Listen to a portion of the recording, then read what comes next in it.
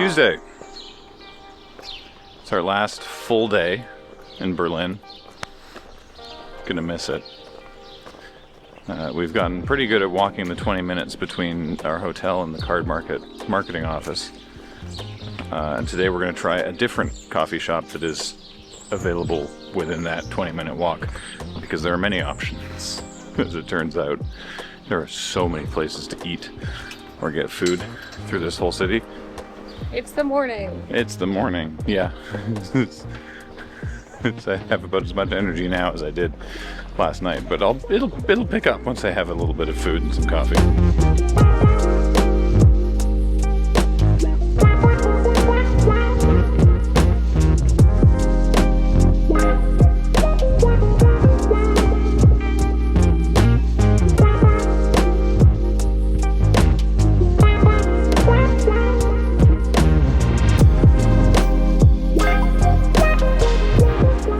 Found a cafe. It was tasty. All the food is tasty. All the food is really good. This one had slightly nicer coffee than the place we'd been before, so that's an improvement. Literally every cafe has signs being like, no laptops. And I wonder if that's always been the case, or if this is like fall on from lockdown, where everyone started working from home, and by home I mean the cafes, or if this has always been a problem. I think what impresses me the most about Berlin as a city from like an urban planning scenario is Philae just drove past us.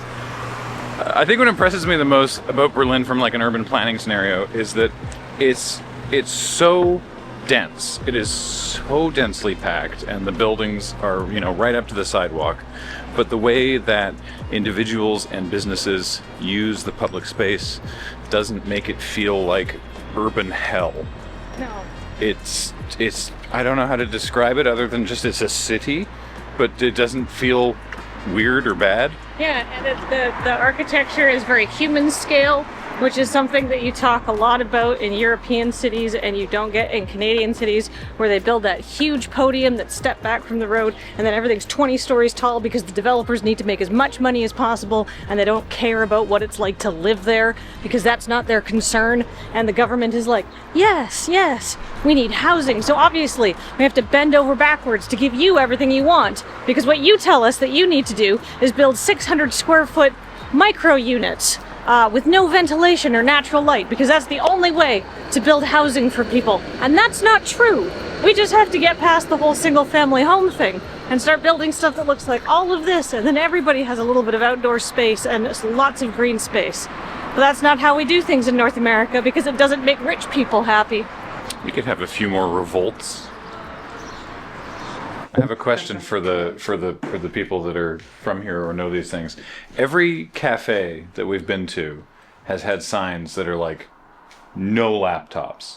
Has it always been like that, or is this like a follow-on from COVID, when I assume people from the pandemic. flooded the... Okay, this is a pandemic thing? People were feeling lonely after the pandemic. They flooded. The thing is, you would go, they would buy a coffee, and they'd spend the whole time at the cafe. And I can understand for the cafe owners struggling after the pandemic, having their spots taken up by people the whole afternoon by laptops. So it feels a little passive aggressive, but they've been popping up. They've been coming down, actually. They used to be more, and slowly I think people are realizing that they're unnecessary now. I'm surprised I've seen that in France as well. I'm surprised you didn't have them in Victoria. I thought it was an everywhere thing. At home, people, when we switched to like work from home, people would stay at home. The cafe culture is very different. I love it here. It's very different at home, and I don't think it ever... There's always people at laptops, or there's always people with laptops at cafes. I don't know what the flats are like in Victoria, but I think it's because in Europe the apartments are all generally a lot smaller. People tend to enjoy things like in parks or cafes more because it's harder to stay at home, while in North America everything is big. Like, everyone has a lot of space at home, so you can just hang out at home longer. Yeah, we have no third spaces in North America. It sucks. Moisturizer. So what's the order in which we do these? White face. Yes? If very, very sad, dry, irritated, tight feeling, couple of drops of this, rub in, then... Kathleen's helping Card Market learn how to moisturize. Yes, it's much needed. Have you seen us? Thank you so much. It's very kind. Yeah, I'm also going to ask Daniel to order a proper facial wash just in case there's another makeup It's session. important for the company. Yeah. We're done. We did it. We've completed the last video that we're doing with Card Market, and we're going to go back there this evening to draft, just for funsies, which sounds great. But first, we're going to go to the art gallery. We have just enough time, so we're going to do that. And first we got to get on a train, which I think means going down and around and over and up. So let's do that. It's a low ceiling in here. Oh yeah, wow.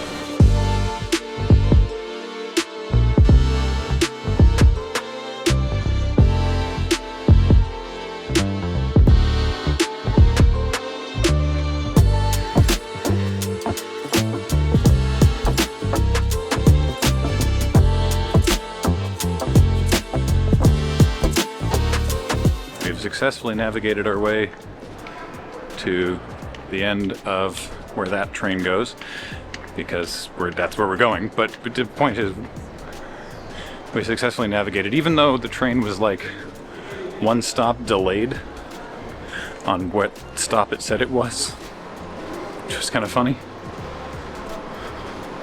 So we missed a station on our way down here, but we just made a different connection because the transit system is robust. Oh, Lord.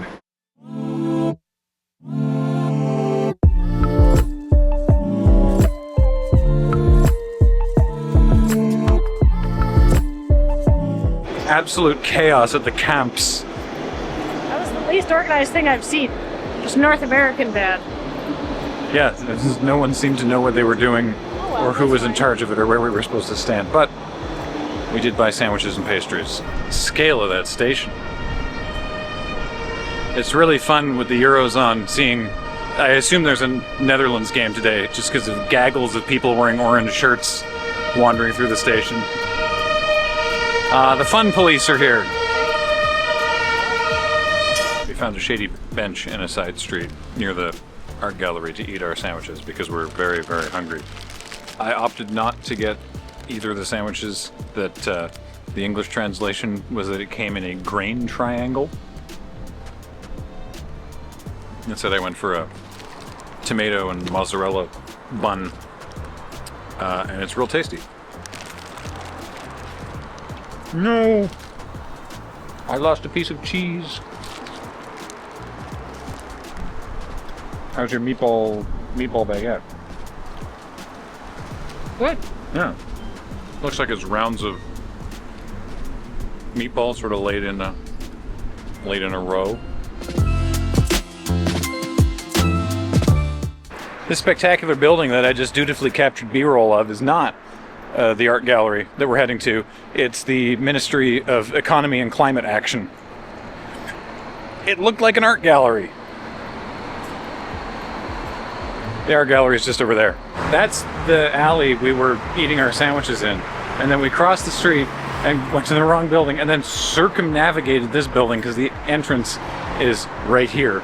And we thought it was over there, and we've walked the entire way around the back of this building, like past the loading dock, past an art installation of a crumbling building. I feel very smart, but we're here now.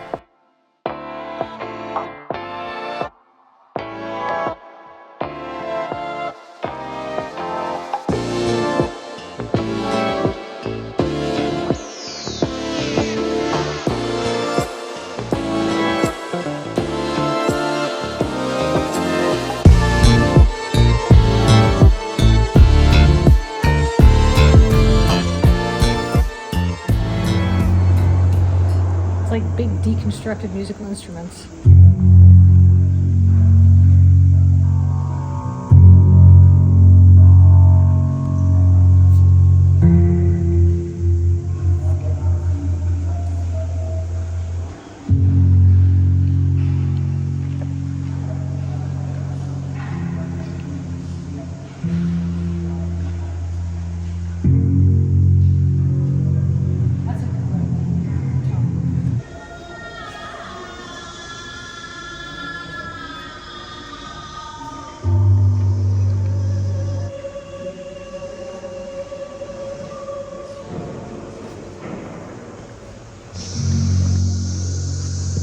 I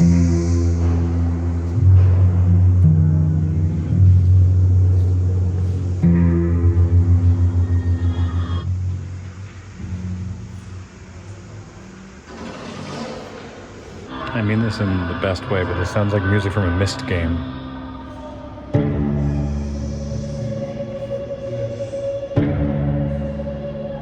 I feel so much and I want to be part of everything. I feel so much and I want to be part of everything. I feel so much and I feel so much and I want to be part of everything. I feel so much and I want to be part of everything. I feel so much. I feel so much and I want. I feel so much and I want. I feel so much and I want to be part of everything. I feel so much and I want to be part of everything.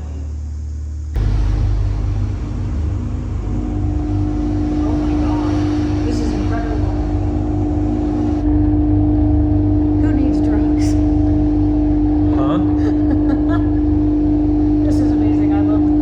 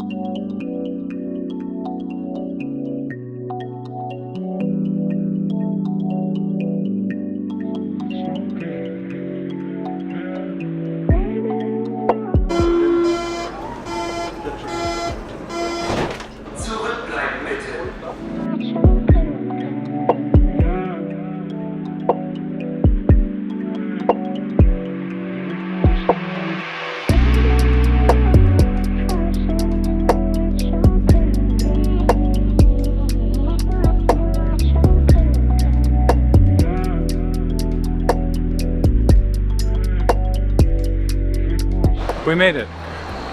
And there it is. Donairmeister. Alright, time for some Donair to see how it compares to Canadian Donair.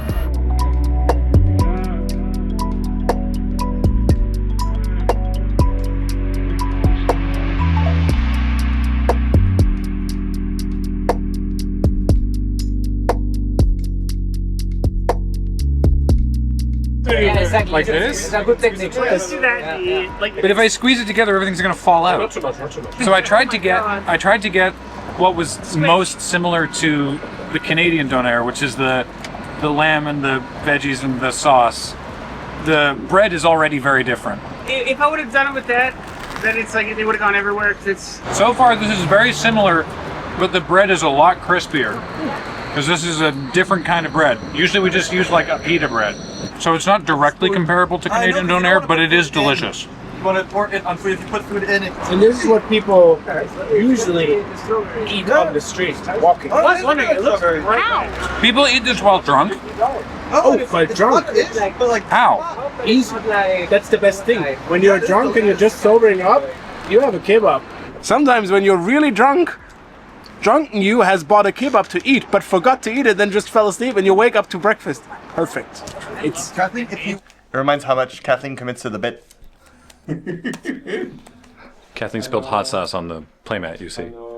We're back at Card Market again, but we're not filming videos for them. I mean, I'm filming this, obviously, but we're not filming videos for them. We're playing for actual fun. Yeah, what a concept. We did a Modern Horizons 3 draft with a bunch of folks here.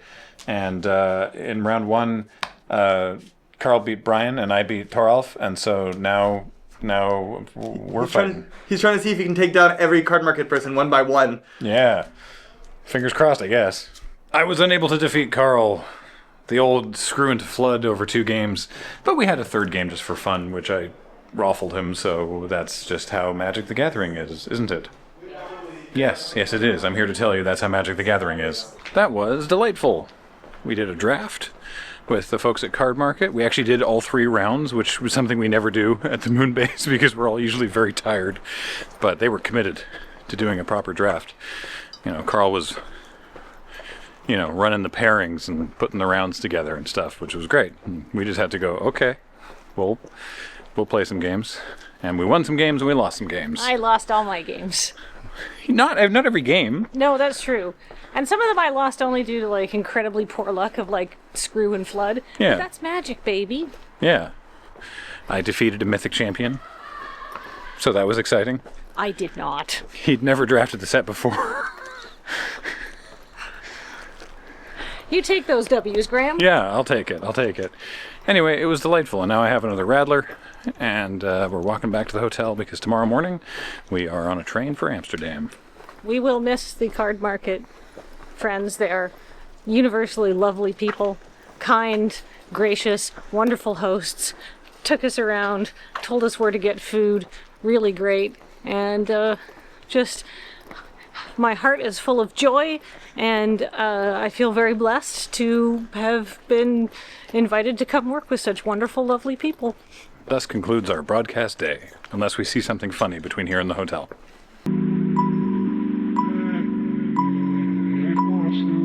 Night Pong.